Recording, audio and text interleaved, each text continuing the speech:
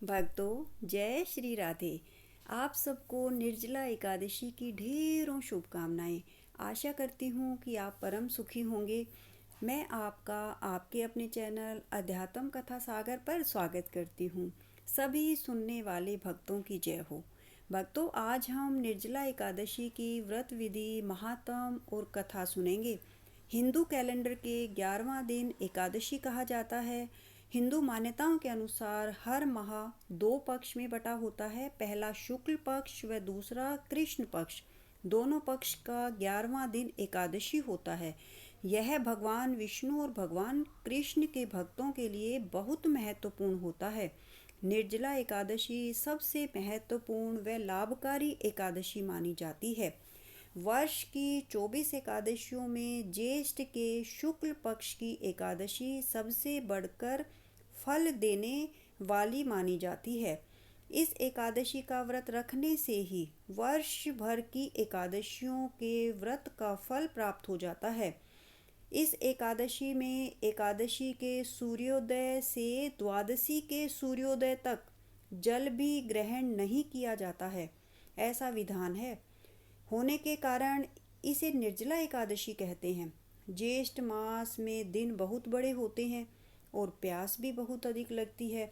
ऐसी दशा में इतना कठिन व्रत रखना सचमुच बड़ी साधना का काम है। जैसे इसके नाम से ही पता चलता है, इस व्रत में पानी भी नहीं पिया जाता है, इसलिए यह निर्जला एकादशी कहलाती है। अगर आप पूरे साल एकादशी नहीं कर सकते तो इस एकादशी को निर्जल होकर कर सकते हैं, जिससे आपको 24 एकादशी का फल एक साथ प्राप्त होगा। शास्त्रों में इसे भीमसेन एकादशी के नाम से भी जाना जाता है। एकादशी की पूजा विधि। निर्जला एकादशी के दिन सुबह जल्दी उठ जाएं। उठने के पश्चात शुद्ध जल से स्नान करें। स्नान करने के पश्चात स्वच्छ वस्त्र पहने, घर की सफाई भी करें। कुमकुम, चावल, पुष्प, तुलसी भगवान को चढ़ाएं। हरे कृष्णा कृष्णा कृष्णा हरे हरे, हरे राम राम राम हरे हरे, इस महामंत्र का जप करें। भगवान को भोग लगाएं, चरणामृत चढ़ाएं और घर के सभी सदस्यों में इस प्रसाद को बांटें। इस एकादशी के दिन अपनी शक्ति और सामर्थ्य के अनुसार ब्राह्मणों को अनाज, वस्त्र, छतरी, फल, जल से भरे कलश और दक्षिणा देने का विधान है। सभी व्यक्ति प्राय मिट्टी के घड़े अथवा सुराहियों, पंखों और अनाज का दान तो करते ही हैं। आज के दिन मीठे शरबत की प्याऊ भी लगवाते हैं। सारा दिन महामंत्र का मुंह से जाप करते रहें। अगले दिन द्वादशी को ब्राह्मणों को और जरूरतमंदों को यथाशक्ति भोजन करवाएं, दक्षिणा दें और उन्हें सादर पूर्वक नमस्कार करके अपने व्रत का पारण करें। निर्जला एकादशी करने के अनेक लाभ हैं। आध्यात्मिक वृद्धि होती है। व्रत करने वाले के हर कार्य में सफलता, समृद्धि मिलती चली जाती है। स्वास्थ्य लाभ मिलता है, भगवान विष्णु का आशीर्वाद मिलता है और कामना पूरी होती है। पुराने पापों की समाप्ति होती है, परिवार में खुशियाँ आती हैं और बनी रहती हैं। निर्जला एकादशी की व्रत कथा। ये द्वापर युग की बात है। अधिक मात्रा में सतत लगातार भोजन करते रहना भीमसेन, पांडुपुत्र भीमसेन की एक बहुत बड़ी कमी थी। एक दिन भीमसेन ने व्यास जी से पूछा, हे पितामह, माता कुंती, भ्राता युधिष्ठिर, अर्जुन, नकुल, सहदेव और द्रौपदी आदि सभी एकादशियों का व्रत करते हैं और मुझे भी अनाज खाने को मना करते हैं, परंतु मैं उनसे कहता हूँ कि भाई, भक्ति पूर्वक भगवान की पूजा आदि तो मैं कर सकता हूँ और दान भी दे सकता हूँ, परंतु भोजन के बिना नहीं रह सकता। इसके उत्तर में व्यास जी ने भीमसेन को कहा कि हे पांडुपुत्र भीमसेन, यदि तुम नरक को बुरा और स्वर्ग को अच्छा समझते हो तो प्रत्येक मास की दोनों एकादशियों को अन्न मत खाया करो। तब भीमसेन ने कहा, हे पितामह, मैं तो पहले ही कह चुका हूँ कि मैं भोजन के बिना नहीं रह सकता। यदि वर्ष भर में कोई एक ही व्रत हो तो वह मैं रख सकता हूँ। मेरे पेट में वृक नाम की एक अग्नि है, मैं अन्न के भोजन बिना पूरा उपवास तो क्या एक समय भी बिना भोजन किए नहीं रह सकता हूँ।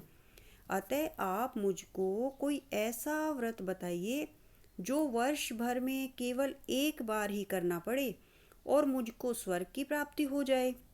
श्री व्यास जी ने कहा, हे पुत्र, बड़े बड़े ऋषियों ने अनेक शास्त्र बनाए हैं जिनमें वर्णित उपायों के द्वारा थोड़े परिश्रम से ही स्वर्ग की प्राप्ति हो सकती है, परंतु उन शास्त्रों में भी दोनों पक्षों की एकादशियों के व्रतों को मुक्ति के लिए सबसे श्रेष्ठ लिखा है।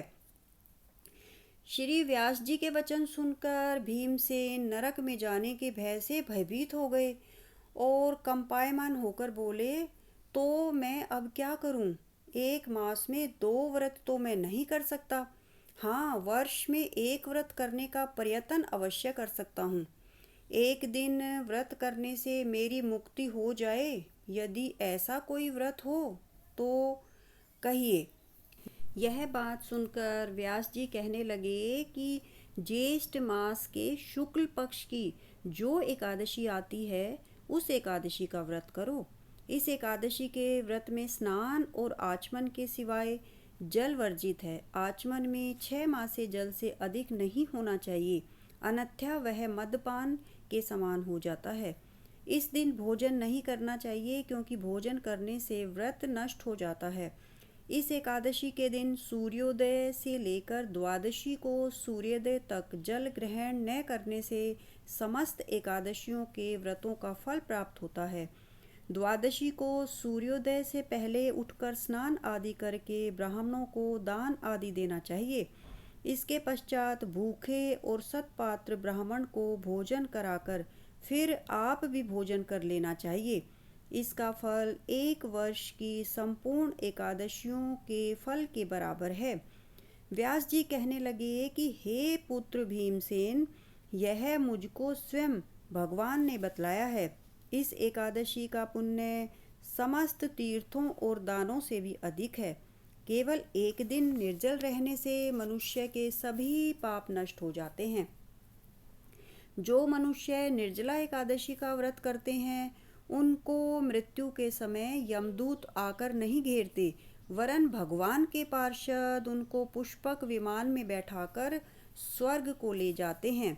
अतः संसार में सबसे श्रेष्ठ व्रत निर्जला एकादशी का व्रत है। इसलिए यतन के साथ इस व्रत को अवश्य करना चाहिए। इस दिन महामंत्र का जप करना चाहिए और गौ का दान भी करना चाहिए। व्यास जी की आज्ञा अनुसार भीमसेन ने इस व्रत को किया था, इसीलिए इस एकादशी को भीमसेनी या पांडव एकादशी भी कहते हैं। निर्जल व्रत वाले दिन प्रातःकाल भगवान का पूजन करके यह प्रार्थना करें कि हे भगवान, आज मैं श्रद्धापूर्वक निर्जला व्रत रखकर दूसरे दिन भोजन करूँगा, अतः आपकी कृपा से मेरे सब पाप नष्ट हो जाएं। इस दिन जल से भरा हुआ एक घड़ा वस्त्र से ढककर दान देना चाहिए। जो मनुष्य इस व्रत को करते हैं उनको करोड़ दान का फल मिलता है। जो इस दिन यज्ञ आदि करते हैं उनका फल तो वर्णन ही नहीं किया जा सकता है। जो मनुष्य इस दिन अन्न खाते हैं वे चांडाल के समान है, वे अंत में नरक में जाते हैं। जिन्होंने निर्जला एकादशी का व्रत किया है वे चाहे ब्रह्म हत्यारे हों अथवा गुरु के साथ द्वेष करने वाले हों, फिर भी इस व्रत के प्रभाव से स्वर्ग में जाते हैं। उनके सारे पाप निर्जला एकादशी का व्रत करने के कारण नष्ट हो जाते हैं। हे भीमसेन, जो पुरुष या स्त्री श्रद्धापूर्वक इस व्रत को करते हैं उनको ये निम्नलिखित कर्म अवश्य ही करने चाहिए। सबसे पहले भगवान का पूजन करना चाहिए, हो सके तो गोदान करना चाहिए, ब्राह्मणों को मिष्ठान व दक्षिणा देनी चाहिए, जल से भरे कलश का दान अवश्य करना चाहिए।